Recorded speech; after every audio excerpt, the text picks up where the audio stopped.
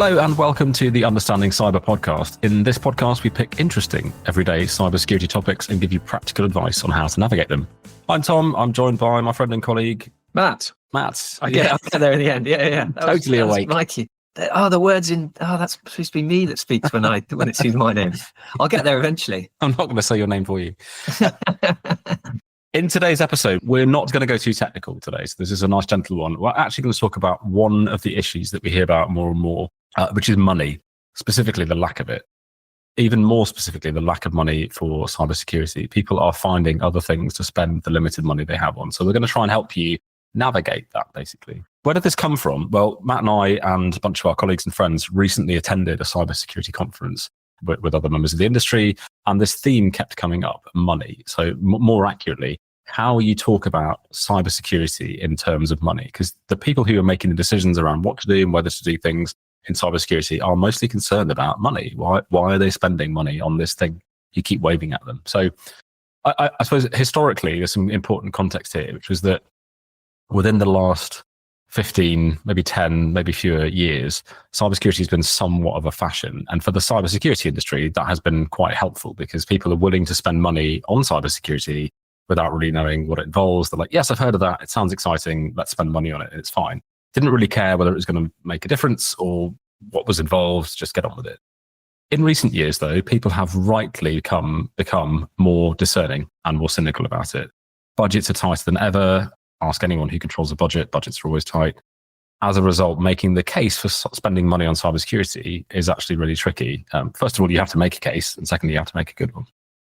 So just to make this clear, we're not talking about persuading businesses to spend thousands or millions of pounds on fancy, unnecessary cybersecurity technology that doesn't work just to make the C-suite feel better. Although sadly, there is a place for that in the market. We're talking about getting funding for well thought out, necessary cyber risk management controls, the stuff businesses actually need. How do you make a compelling, fair, reasonable, justified business case for that? I'm not trying to hoodwink anybody. And being able to do this is all about being able to talk in financial terms, which is not necessarily something which is in the kind of immediate skill set of cybersecurity professionals all the time, not always. How cybersecurity done properly is an investment rather than it being seen as like a fashionable thing to do or an annoying nice to have or any other kind of flimsy reason. Yeah, that's absolutely right. So the point of today, we thought we'd examine this in more depth. So we thought we'd look at how do the decision makers and money controllers view cybersecurity and what can we do to help them and I suppose us get the most from it. And the aim is to help you make a strong, valid case for why your organization should allocate funding for a cybersecurity program. And hopefully by the end, you'll be able to do this yourself or maybe just point your bosses at this episode and they'll be convinced. Yeah, let us do it for you. Yeah. All right, Matt. So let's start with this perception. Why do people not always see the intrinsic value of cybersecurity? I suppose there's three reasons. The first one is they don't understand cybersecurity at the best of times, and sometimes we don't help that. We throw lots of confusing acronyms around and True. And we just delve into technology straight away, and spending money on it is just another venture into the great unknown. So this is completely understandable. It's like I said, it's complex, onerous, quite often dull, and also mostly invisible. In fact, the only bits that are visible to the rest of the organization are the bits they don't like. Things like remembering passwords, not being able to store work apps on their own devices, not being able to access certain websites from their work machines. Yeah, definitely. Everyone always sees cybersecurity as not letting you do the things you want to do. Yeah. And few organizations like spending money on activities that they don't understand. The second reason sort of comes in two flavors. So it's three reasons. One of them's broken out to two. Either people don't see any value in it or the value they see is incorrect. So let's take the first view. There's no value in it in cybersecurity, and therefore it's hard to justify. And we call cybersecurity a dynamic non-event, which is a very expensive sounding I like that term. We spend a lot of time and effort to make sure nothing happens. If and when nothing happens, was it because we did cybersecurity or because nothing was going to happen anyway? This is my magic tiger repelling rock. That I can sell you for many, many pounds. I want to buy your rock. Good. Excellent. Well, you don't need to listen to this podcast, but maybe people who don't want to buy my rock do need to.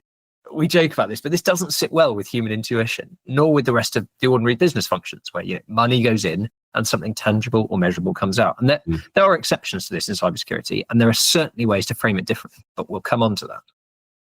And the other view of this part is people who see some value in cybersecurity, but it's the wrong value. They may see it as an optional extra, something that they do because we have to do it in order to keep certain people happy, or for the shiny badge on the website. And if it weren't for people's feelings, we could just as well do without it. And again, this is understandable, but it's a narrow and false perspective, which we can address. I think there's a really good analogy here with marketing, which is not something I'd ever pretend to know much about. But I listened to an interesting Q&A with the British marketing executive, Rory Sutherland, the other day. Really interesting guy to listen to. And he's now all over my YouTube feed. But he said, someone asked him, the question was, what is the biggest marketing lie?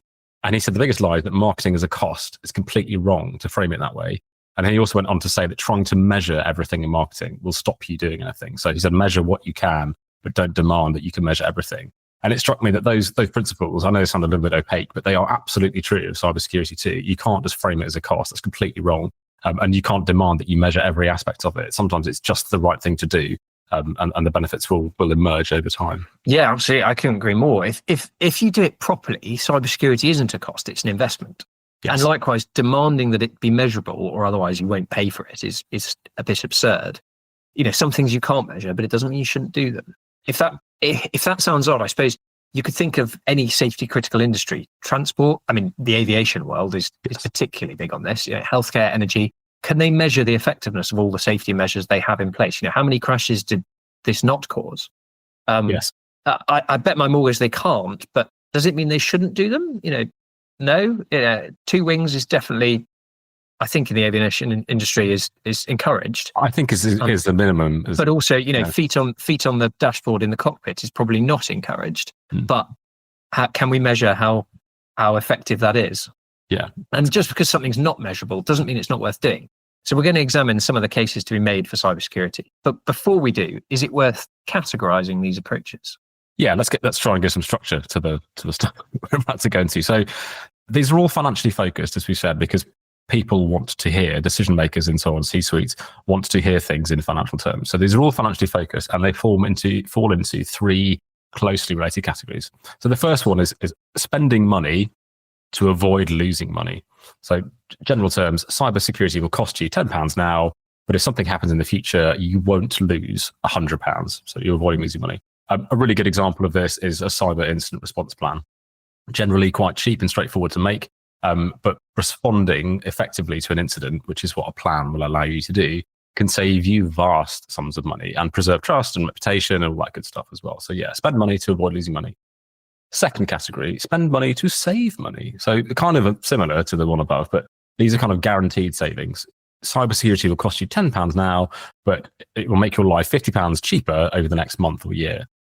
A great example of this, and something that we see with customers doing Cyber Essentials, is rationalizing the software and cloud platforms to ensure that you only have like the bare minimum. So you're not spending stupid amounts of money on multiple licenses for different platforms that all do roughly the same thing, because marketing went their own way, HR went their own way, operations went their own way, and finance went their own way to do some kind of collaboration software where you could have just bought one license for all of them.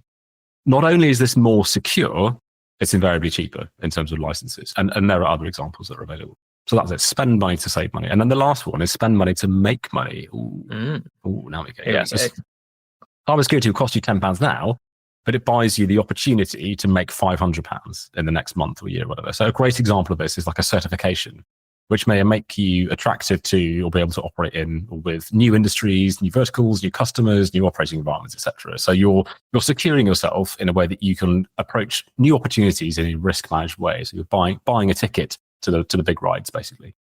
Okay, yeah, and I think those are really sort of easy ways to look at the different approaches you could use. But which one of these will depend on the organization, the audience, the business context.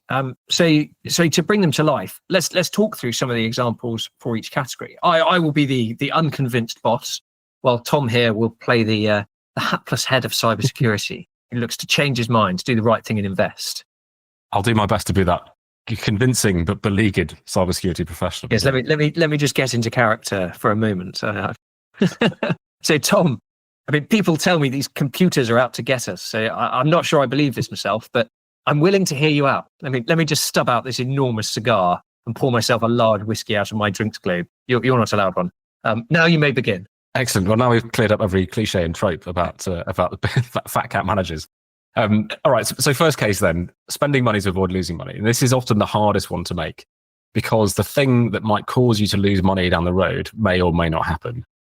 And that's risk, basically.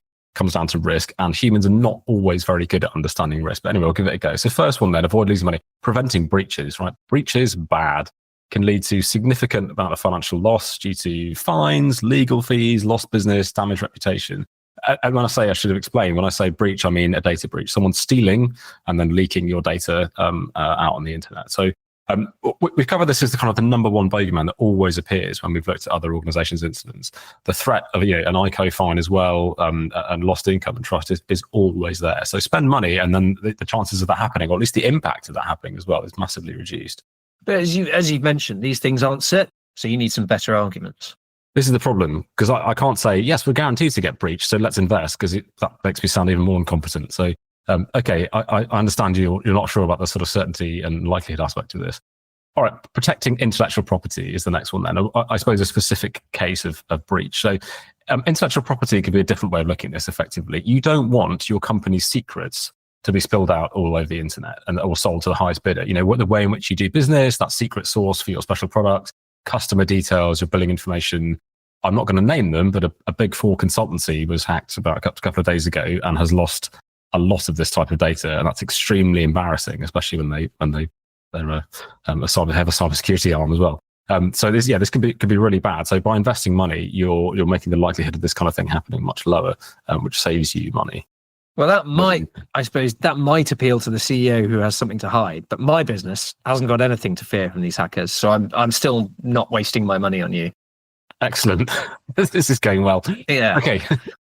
Next one then. So in this category, reduce risk of supply chain disruption. Okay. So even if we have nothing to fear from a cyber attack or a breach or losing intellectual property, our suppliers might. So we are not alone in this. We rely, and this is true for the vast majority of companies, we rely on a huge number of other organizations for our business to operate properly. If any of those suppliers or third parties suffers a cyber attack or a breach, whatever, there can be knock-on effects on us, including financial losses and so on. So we lose some of the raw materials that we require, we lose some of the services, we lose access to the cloud platforms, whatever. If we've got a dependency, that something goes wrong and we lose that dependency, when we're likely to suffer. So by investing money in this and ensuring we're seeing a matched investment from our suppliers, we can avoid losing money by proxy almost. Yeah, but I trust our suppliers. Those free football tickets and slap up annual dinners that they give me mean that nothing could ever go wrong. Yeah. Yes. Nothing says we do security well like free football tickets. Yeah. Okay. Next one then, complying with regulations. Most industries, certainly regulated industries by definition, but most industries will have some kind of stringent cybersecurity regulations. Charities have these things. There's always Data Protection Act and so on, but right through to commercial industries and drugs, pharmaceuticals, energy, critical national infrastructure. So compliance requires you to comply, and if you don't, whether or not you're breached or you have an attack, you can be audited at some point and then held to account if you're not complying. If you're not complying, you can incur a penalty. So nothing has to happen per se. You just need to get checked, and the result of that check is suboptimal. You're going to be paying a fine of some sort or a penalty. So yeah, investing avoids you losing money from that kind of thing. But that doesn't matter for us because we don't work in any of those fussy industries, so we don't need these things. We're in a non-fussy industry. Okay. Yes.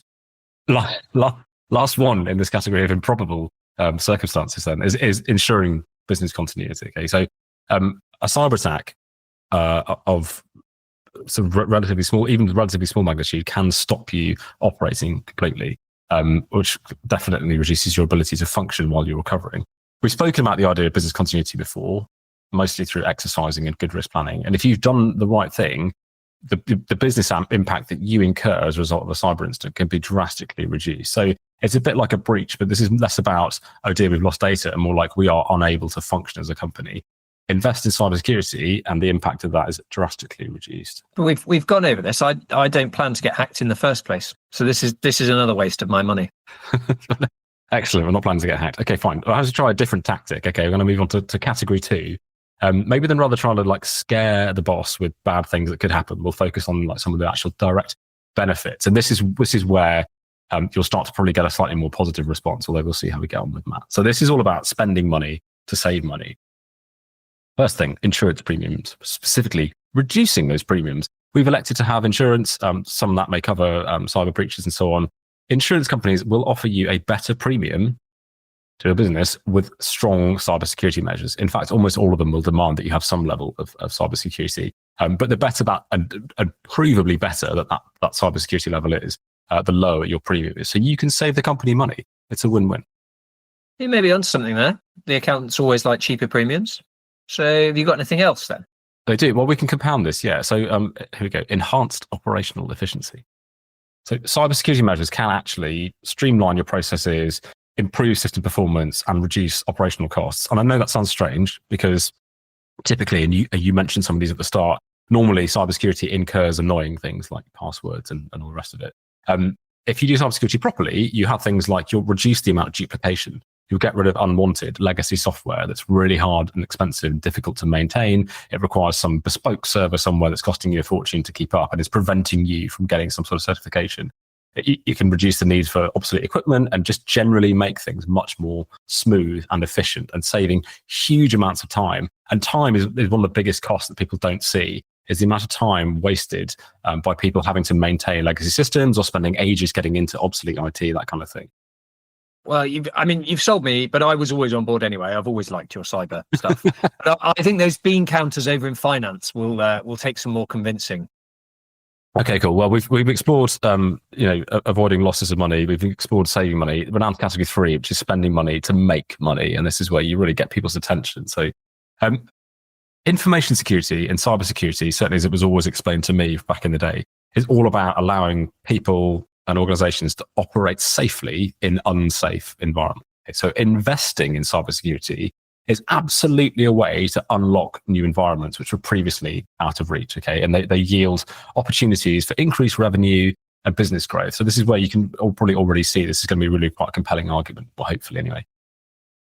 First example then, enabling new business models. So a really good cybersecurity can allow you to adopt innovative business models that rely on things like data sharing or digital interaction. So an example, it's quite specific, I suppose, but the healthcare provider with really strong cybersecurity measures can safely share patient data with other providers and with insurers and with GPs, and you get a much more coordinated care level, so improved patient outcomes and improved outcomes overall for the organization. So by being secure, you're able to operate better, attracting customers. That's really appealing. And doing cool things well for your customers, effectively.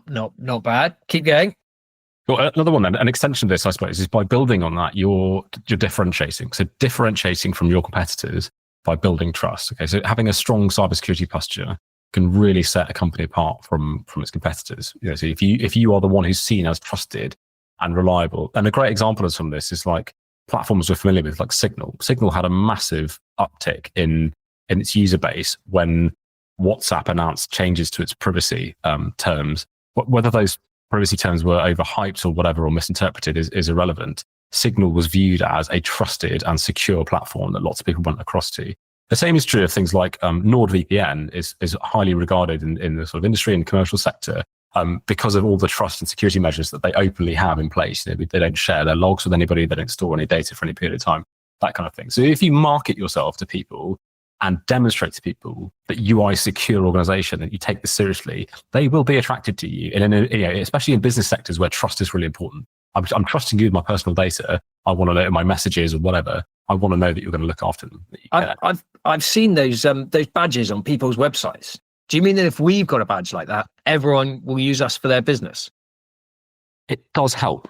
Okay, it does help. Sign me up. Get me a cybersecurity badge.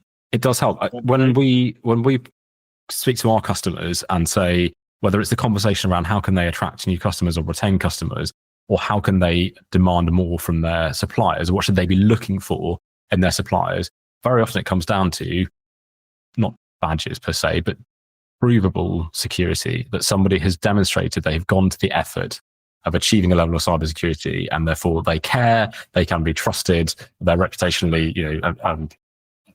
sort of sound and so on. So yeah, it does make a difference. I don't say badges for badges' sake. There are good badges and there are less good badges. But yes, it's definitely better for building trust. The last one then is attracting strategic partners. So if you have a good cybersecurity reputation, it can make you much more attractive to potential partners for collaborations or mergers or acquisitions. So if you've got, let's say you're a technology startup with a certifiably strong cybersecurity posture, you are a far more attractive prospect for partnership and investment than one with like low or no obvious cybersecurity credentials. And again, it shows you take this stuff seriously as well. So yeah, whether it's investors or partners or suppliers or customers, whatever, having people see that you are taking this seriously and doing it well, you're much more appealing prospect. Okay, so more efficiency, more money, and apparently more cybersecurity and to boot. What a valuable use of our company's resources. I think the finance department will let you have a small increase to your budget. Now, would you please pass me another enormously expensive whiskey? I thought we had no money for whiskey. No, we've always got money for that. Anyway, right, we've obviously exaggerated the responses to those points, and we hope no one actually has a boss exactly like that. So obviously, a caveat, any resemblance to any persons living or dead is completely unintentional, etc., etc. But if you feel like you've been affected by any of the issues raised in this, if you have a boss exactly like that, then please get in touch. I'm sure there are organizations out there who will help you, will support you if you have a boss like that. But these points are all extremely valid. And while some of them are well-known reasons for investing in cybersecurity, others may be less well thought of. And hopefully we've given something for people to think about. Yeah, absolutely. So if you've managed to convince your boss using any of the arguments above or just using this podcast tool, like firstly, congratulations. And secondly, drop us a line because it will make us feel good. Hopefully we've done what we intended to do, which was provide you with some kind of techniques and approaches within those categories and subcategories that are a bit clearer and a bit more in the terms that the board would want to hear in terms of justifying cybersecurity, rather than saying, we're all going to die, we need a better firewall or something. Being able to put it into these financially motivated terms is much more appropriate, and hopefully it works for you. Well, I think it's just about time for a summary. I think it's your turn. It is my turn. Here we go. So first of all, cybersecurity is not a cost. It's an investment. It allows individuals and companies to operate safely in unsafe environments. Investing in cybersecurity can avoid you losing money, so stopping data breaches, stopping intellectual property theft, supply chain resistance, and ensuring business continuity. It can save you money, reduce your insurance premiums, increase your operational efficiency, and it can even very often enable you to make more money and do so safely. So enabling new business models and modes, attracting strategic partners and differentiating you from your competitors, as well as improving trust among strategic stakeholders. So hopefully you can also convince your boss of this, though not all bosses smoke cigars and drink whiskey in the middle of the day, we hope. If you've liked anything in this podcast, please let us know. We provide all kinds of advice, guidance, and cybersecurity support to lots of companies in lots of situations, including around helping them make the case for the correct and appropriate cybersecurity measures to go in and the financial justification to go along with that. So if you need any help along those lines, go and visit our website, clearcutcyber.com, or email us info@clearcutcyber.com. Matt, anything else to say? I think you've got it all. In which case, thank you all for listening, and we'll catch you next time. Bye-bye. Bye.